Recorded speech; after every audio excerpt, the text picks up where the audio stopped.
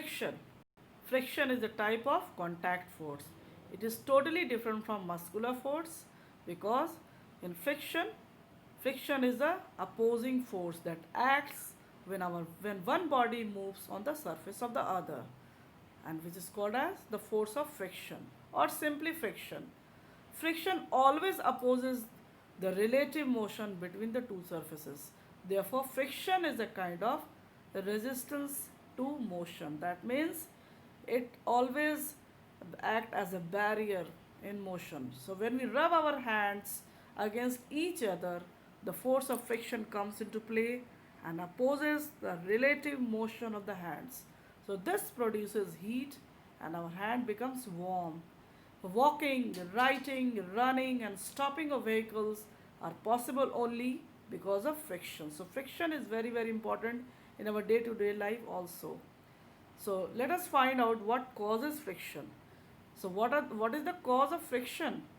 Friction occurs between no, because no surface is perfectly smooth. So, surface that look might smooth to the aided eyes will look rough when viewed under a microscope. So all solid surfaces are rough to some extent. So when one surface is brought in contact with other surfaces, these groups get interlocked. So therefore when one surface will move over the other, this interlocking between the irregularities of surfaces opposes the motion. So underline this line. When one surface will move over the other, these interlocking between the irregularities opposes the motion. So friction between two forces is due to the roughness of the surface in contact. Underline, friction between the two surfaces is due to the roughness of the surface in contact. So friction is higher for rough surfaces and less for smooth surfaces. See here the diagram is given how if we see the smooth surface in microscope also, then you will see some irregularities shown. So these irregularities of the surfaces interlock each other, and that's why the friction is caused. Some activities are given to demonstrate that frictions depends on the nature of surface in contact. So we will take an wooden block, a spring barrel, tabletop, a piece of rough board, and a luster tile. So attach one side of the wooden block to the hook of the spring balance and place it on the wooden table top. Now pull the spring balance toward right. Apply force just enough that the blocks begin to slide. Observe the reading of the spring balance. This gives the magnitude of the force of friction between the blocks and the tabletop. Now repeat the same steps on the rough wooden board and then on the luster tile. What do you observe? You will find that the force of friction was less on the luster tile while force of friction was more on the rough wooden board. So the force of friction depends on the nature of the surface in contact.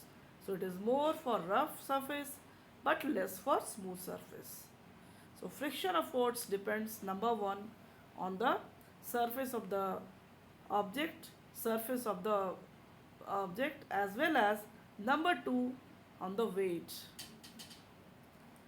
Now come to the types of friction: static friction, sliding friction, and rolling friction. So they are depending on the state of motion of the object. Friction is categorized on three types: static friction, sliding friction, and rolling friction.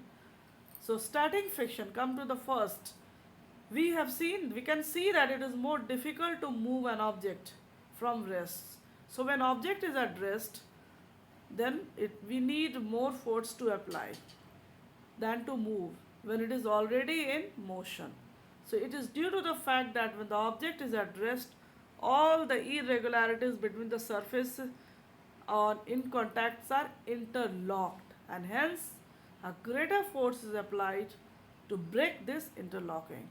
So the force required to overcome friction at this instant, that means an object is on the verge of moving from rest, is called static friction. So force of static friction is generally very high.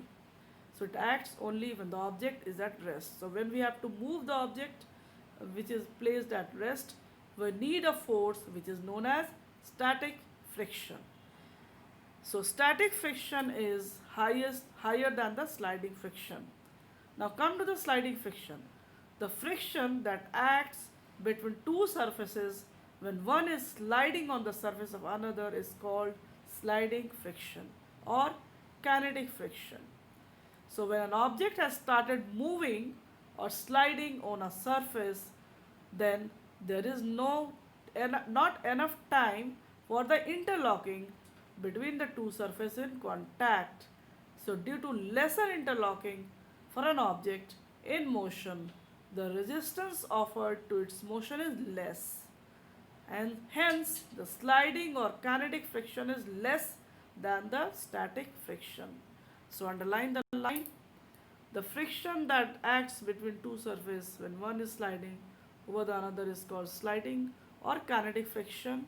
And here again another line, the resistance offered in its motion is less, and hence the sliding friction is less than the kinetic friction. Third one, the force of rolling friction. The force of friction that comes into play when an object rolls over the surface of another object is called rolling friction. So do you wonder why most forms of transportation use wheels such as bicycle, car, four-wheeler, etc.? It is because of the fact that rolling friction is much less as compared to the static and sliding friction. So rolling friction makes the objects to move easily. So this is fact is used on the basis of transporting heavy objects on wheels. So underline the line. The force of friction that comes into play when an object rolls over the surface of the earth is called as rolling. See the picture here. So see the picture of a wheel. So wheel takes only very less space. So friction resists sliding. So wheels roll forward. So only this much of space has been taken by the wheel. So in rolling friction, less space is occupied. So friction get reduced. That's why rolling friction is smaller than sliding friction, and sliding friction is smaller than static friction. So static friction is greater than sliding friction, and sliding friction is greater than rolling friction.